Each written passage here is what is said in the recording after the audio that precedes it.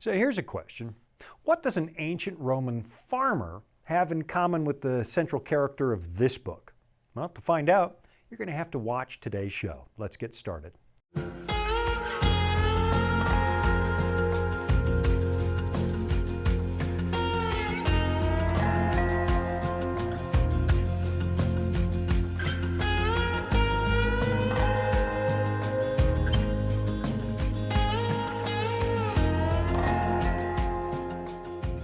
If there's one thing the study of political history should teach us, it's that people who seek power for whatever reason probably can't be trusted.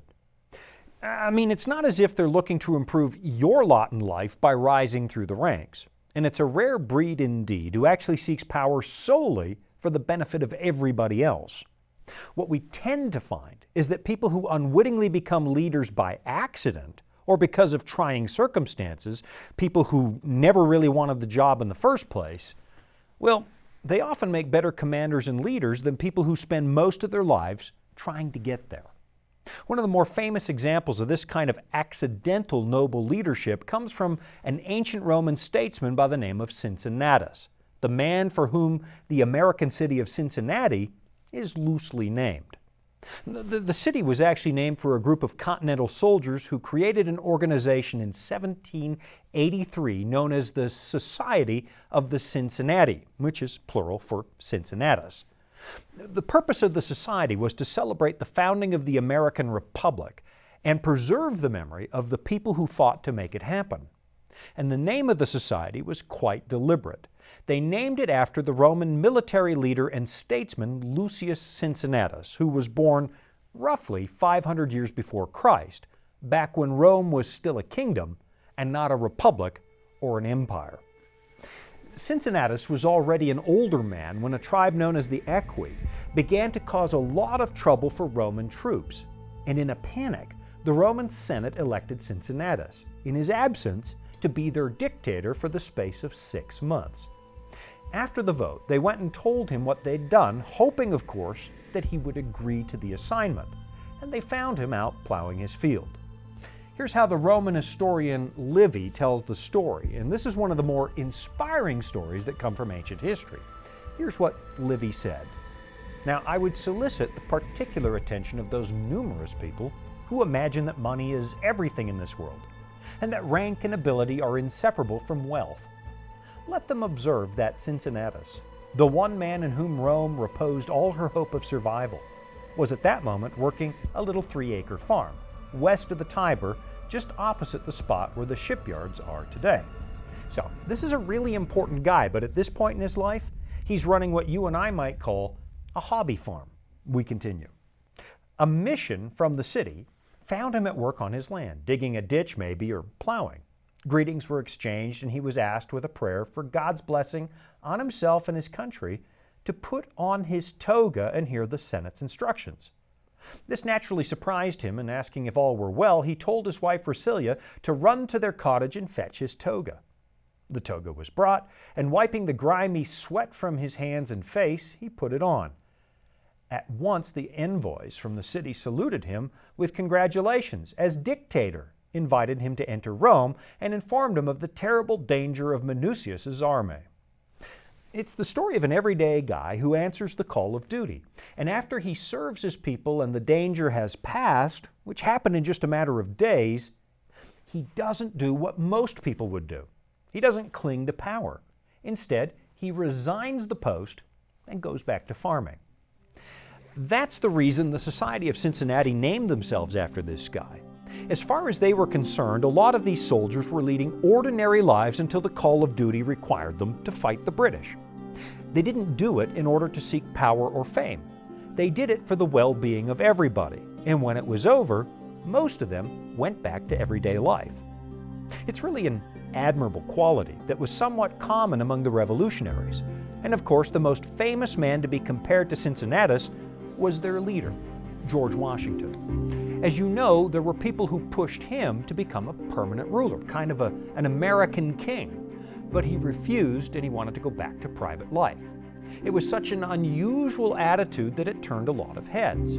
The famous American painter John Trumbull said, it is a conduct so novel, so inconceivable to people who, far from giving up powers they possess, are willing to convulse the empire to acquire more.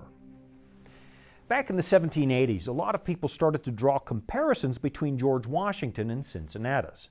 Just like the ancient statesman, Washington had been called out of retirement from his farm at Mount Vernon, and when the job was finished, he simply resigned and went back home. In an ode to Napoleon Bonaparte, the famous poet Lord Byron called George Washington the Cincinnatus of the West, and it was a comparison that a lot of people made. Today, we still find a statue of Washington in the Virginia state capitol where he's dressed like a civilian and standing beside a plow, which is a deliberate comparison of Washington and Cincinnatus. And I guess the point I'm making is this. The wise use of power is such a rarity that it actually stuns us when it happens. It stands in stark contrast to expectation, where power seekers use people to advance their own interests. This is a problem that dates all the way back to the beginning of recorded history, as becomes obvious when you read things like the Epic of Gilgamesh or the Book of Genesis. The Epic of Gilgamesh tells the story of an arrogant ruler from the ancient city of Uruk, which is where the name for the nation of Iraq comes from. Gilgamesh was a brutal dictator who worked his people like slaves in order to advance his own power. And since the 1970s, we've had some really bright scholars suggest that Gilgamesh was probably the biblical Nimrod, who also founded a number of notorious cities, not the least of which were places like Nineveh and Babylon, headquarters for the enemies of God. Like Gilgamesh, Nimrod was a power-hungry dictator, and he holds the biblical distinction of being one of the worst men in world history. He's really the forerunner for all the notorious autocrats who made everybody's life completely miserable. Not to get too cliche, but as Lord Acton famously said, power tends to corrupt, and absolute power corrupts absolutely.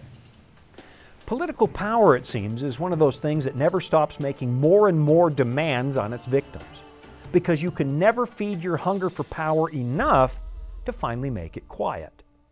There are 3 things that are never satisfied, the book of Proverbs says. 4 never say enough: the grave, the barren womb, the earth that is not satisfied with water, and the fire never says enough. Now, not to tinker with the words of the Bible, but I think we could safely add power to that list of things that is never quite satisfied. I'm reminded of Beethoven's famous Third Symphony, which is usually called the Eroica Symphony because it's dedicated to all heroes.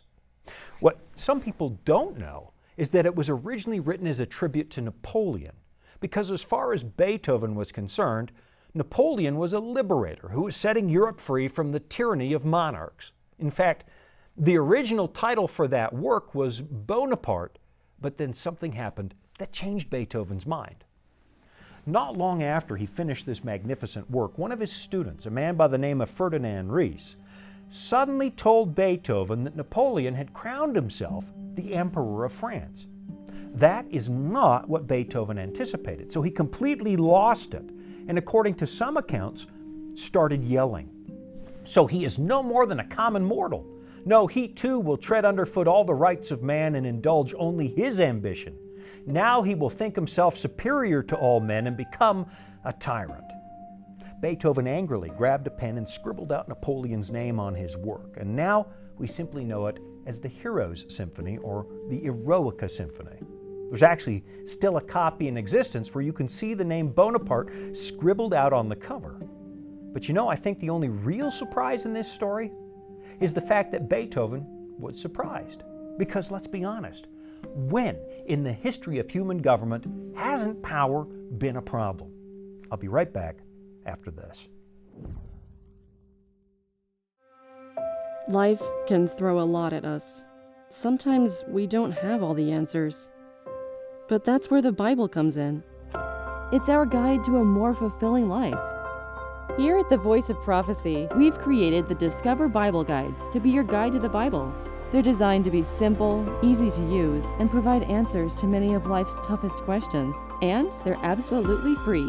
So jump online now or give us a call and start your journey of discovery. Just before the break, I was talking about Beethoven, one of my all-time favorites. And it's not just his music that I love, but it's also his attitude when it came to the principles of liberty that were coming into fashion right around the time of the French Revolution. Beethoven realized that the French Revolution had gone too far, that it sadly became a reign of terror. It actually was worse than the problem it was attempting to address. And what Beethoven hoped was that Napoleon would become a much-needed corrective to bring back the cause of liberty to the equation. But instead, Napoleon was just one more tyrant. And so it goes, over and over and over again. In more recent history, the Communist Revolution of 1917 promised to make life better for the people they said were suffering because of the czars. But then the 20th century made it painfully obvious that the communists simply traded one brand of tyranny for something much worse. For decades, people struggled to put food on the table, and some were imprisoned in brutal gulags for having the wrong political opinion. And of course, high-ranking members of the Communist Party, they lived in luxury, basking in the proceeds of their power. Then look at the way that so many people grasped at the supposed hope being offered by the fascists of Germany and Italy, thinking that these people could offer relief from the humiliation and brutal economic conditions that emerged after the close of the First World War. Now, let's look at a very ancient story we find in the Old Testament book of Judges, where a man by the name of Abimelech tries to establish a kingdom for himself. And in order to get what he wants, he slaughters all of his siblings and presumably his half-siblings.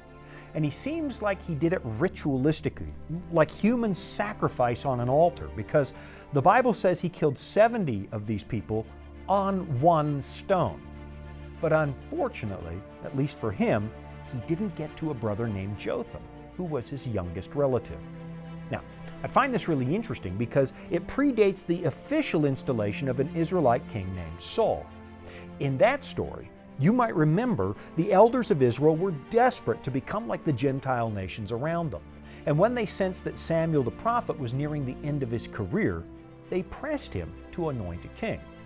You find the story in 1 Samuel chapter 8, where God gives these people exactly what they were asking for. But at the same time, he expresses his deep dissatisfaction and warns them that a human king is only going to make life harder. According to the original plan, what they were supposed to do was live in a sort of, constitutional republic where every individual was directly responsible to God, where they all lived under a supreme written law, which was the Torah, or the first 5 books of the Bible. Now, in the days of Abimelech, the national demand for a king was still in the future. So what we have in Judges chapter 9 is a man who behaves like Gilgamesh or Nimrod, way ahead of the time when the official kings of Israel became a serious problem that ultimately destroyed the nation. Abimelech systematically eliminated all the competition, but his youngest brother Jotham managed to survive by going into hiding. And Jotham suddenly reappears on Mount Gerizim, which later became the center of worship for Samaritans, a group of foreigners that were imported by the Assyrians. At the peak of this mountain, Jotham makes a poetic speech. And I think I'll just read the whole thing to you because it says an awful lot about the nature of human power. It reads this way. Now, when they told Jotham, he went and stood on top of Mount Gerizim and lifted his voice and cried out. And he said to them, "Listen to me, you men of Shechem, that God may listen to you. The trees once went forth to anoint a king over them. And they said to the olive tree, 'Reign over us.' But the olive tree said to them, 'Should I cease giving my oil, with which they honor God and men, and go to sway over trees?'" So in other words, the olive tree has better things to do than to become a political ruler. It continues. Then the trees said to the fig tree, "You come and reign over us." But the fig tree said to them, "Should I cease my sweetness and my good fruit, and go to sway over trees?" So we get the same thing again. People with really meaningful and productive lives seldom want political power. It continues. Then the trees said to the vine, "You come and reign over us." But the vine said to them, "Should I cease my new vine, which cheers both God and men, and go to sway over trees?" So now we've got 3 strikes, and we should expect a change in the plot. And that's what we get. Then all the trees said to the bramble, "You come and reign over us." And the bramble said to the trees, "If in truth you anoint me as king over you, then come and take shelter in my shade." But if not, let fire come out of the bramble and devour the cedars of Lebanon. You know, I sometimes wonder if this parable wasn't the inspiration for that famous song written by the Canadian band Rush, where the maple trees think they're being oppressed by the oaks, so they seize power and keep everybody equal, and I quote, by hatchet, axe, and saw. It's another parable about the dangers of power. And I have to wonder if these guys didn't read the story of Jotham. Neil Peart actually said the song was inspired by a cartoon, but still, I find myself wondering. In Jotham's story, the brambles were dangerous because brambles are a fire hazard. And if you weren't careful, they would burn everything to the ground for the sake of hanging on to power. You know, years ago, I lived in Simi Valley, and because it's a desert, we really looked forward to the few weeks in the spring when the hills would finally turn green. The grass and the tumbleweeds would grow very, very quickly. But what that meant was that later in the year there was a lot of dry fuel that could spell disaster if somebody carelessly tossed a cigarette butt out their window. And sure enough, it seemed like every single fall the valley was completely choked with smoke because of the brutal fires. And that's the imagery that Jotham was using. A man seeking political power in order to advance his own interests was a dry and dangerous weed, capable of destroying the entire nation. The people had pledged themselves to a power-hungry man who was willing to slaughter his own family in the pursuit of his ambition. And sure enough, wouldn't you know it? 3 years later, they had to kill Abimelech to get him off their backs. And that's the story of human beings who seek power. Now, to be perfectly fair to the politicians out there, I do know of people who really did take office to serve the public, kind of like a modern-day Cincinnatus. But to be honest, I can count those people on my fingers. I mean, I think a lot of people intend to be good public servants, but the list of people who manage to survive the corrupting influences they're exposed to, it's not very long. It's the whole story of human government, and it's one of the biggest points the Bible makes. Human beings abandon the government of God, which came with a high degree of joy and personal autonomy, and we adopted man-made systems of government that have let us down ever since. Our history is full of failed political ideas. And I think now we've come to a point where people are beginning to despair of the possibility that we can fix any of this. I mean, the political turmoil of the last few years has a lot of people thinking, look, it doesn't really matter who we elect, it just keeps getting worse. And wouldn't you know it? That's a really prevalent theme in the apocalyptic books you find in the Bible, like Daniel or Revelation, which tell us that human kingdoms are one of the problems that plague us the most. I'll be right back after this. Here at the Voice of Prophecy, we're committed to creating top-quality programming for the whole family, like our audio adventure series, Discovery Mountain. Discovery Mountain is a Bible-based program for kids of all ages and backgrounds. Your family will enjoy the faith-building stories from this small mountain summer camp and town. With 24 seasonal episodes every year and fresh content every week, there's always a new adventure just on the horizon.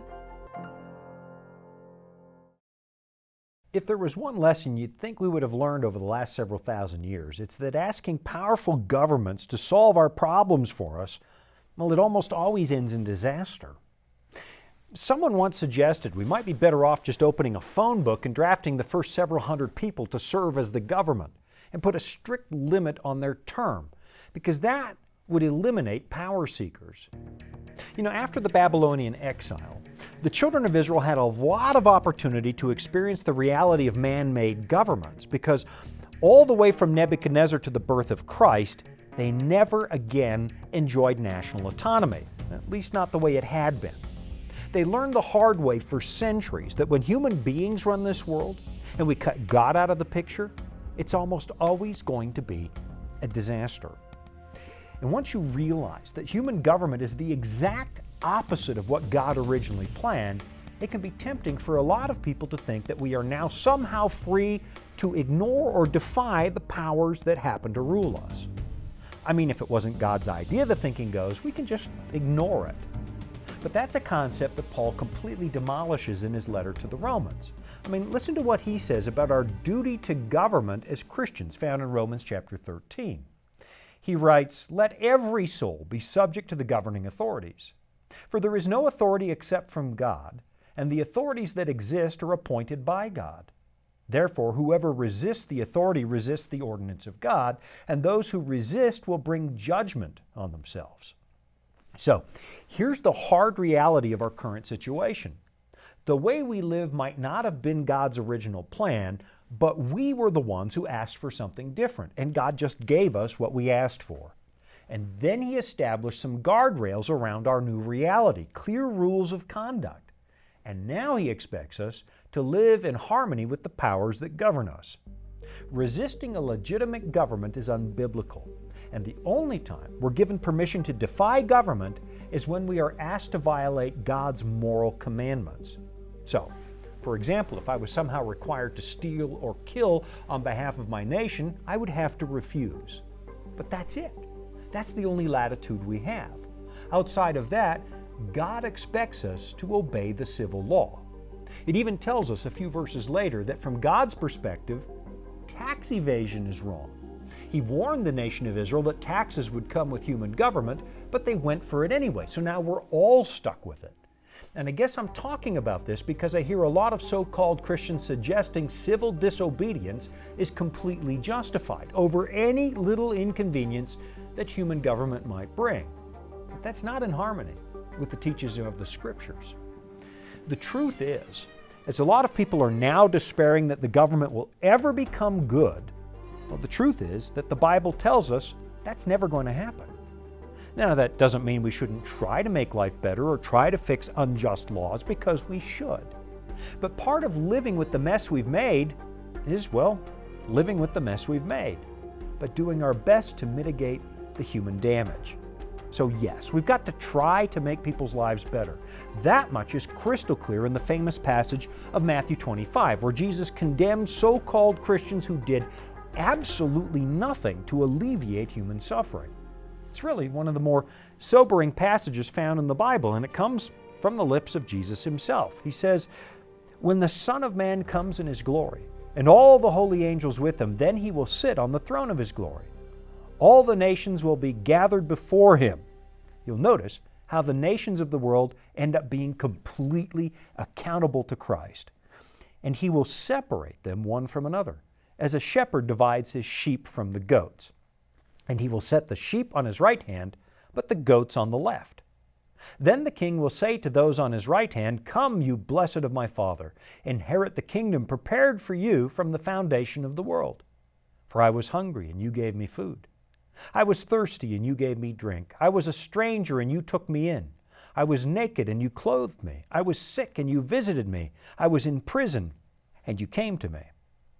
So yeah, we have a duty to try harder, to do better, and to love our neighbors the way that Christ has loved us. But at the same time, we've got to understand we are not going to fix our worst problems by using our ingenuity. Human beings are just far too corruptible for that to ever happen. I mean, I'd like to think if I was given unbridled power that I would always use it well. But I know myself better than that. So do you. Very few people can resist the siren call of unchecked power. And I've been disappointed in myself enough over the decades to know that I would probably find it just as tempting as anybody else. So what's the ultimate solution to this mess of human government we made? I'll be right back after this.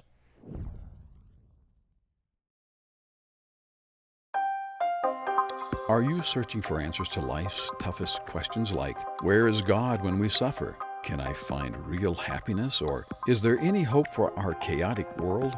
The Discover Bible Guides will help you find the answers you're looking for. Visit us at BibleStudies.com or give us a call at 888-456-7933 for your free Discover Bible Guides. Study online on our secure website or have the free guides mailed right to your home. There is never a cost or obligation. The Discover Bible Guides are our free gift to you. Find answers in guides like, Does my life really matter to God? And A Second Chance at Life. You'll find answers to the things that matter most to you in each of the 26 Discover Bible Guides. Visit BibleStudies.com and begin your journey today to discover answers to life's deepest questions. So let me ask you this. Is the human government just condemned to live under one bad government after the other until we finally manage to just destroy ourselves? Let me show you something Jesus said just prior to that sheep and goats analogy we looked at a moment ago. He told his disciples he fully expected the world to get worse before the end. In fact, a lot worse. In Matthew 24, he says, "For many will come in my name, saying, I am the Christ, and will deceive many.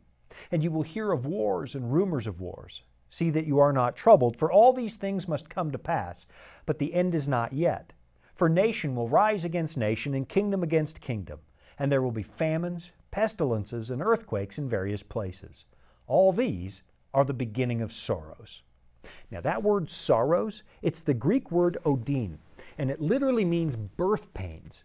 So in other words, the mess we've made isn't going to get better. In fact, according to Jesus, the problems will get bigger and more frequent as we slide into the end zone of history. And when it happens, we need to remember we are reaping exactly what we sowed. The only solution, honestly, would be another Cincinnatus, another man who willingly steps away from his enjoyable private life to come and help us. And he does it out of love. That's the story of the Bible. It's about a God who saw that we couldn't fix the problem we made, and so he set aside everything to respond to the call of duty. The Old Testament prophets called this man Messiah, and they also called him the Son of Man. And today the Bible promises that eventually all of the world's brutally corrupt governments are going to be permanently replaced by one that this Son of Man establishes. The book of Revelation puts it like this. Then the seventh angel sounded, and there were loud voices in heaven saying, "The kingdoms of this world have become the kingdoms of our Lord and of His Christ, and He shall reign forever and ever." And the 24 elders who sat before God on their thrones fell on their faces and worshiped God, saying, "We give you thanks, O Lord God Almighty, the one who is and who was and who is to come, because you have taken your great power and reigned." In other words, you're not wrong when you realize that every new government is just as corrupt as the last, and the problem is only getting worse by the day. The only solution is to wipe it out and start over again with something new, which is what God promises to do. Listen, I know that some of you have been told this is a book of fairy tales, but maybe read it for yourself, because you might be shocked at just how accurately it describes the world we currently live in, and then it tells us what God plans to do about that. I'm Shawn Boonstra. Thanks for joining me. This has been Authentic.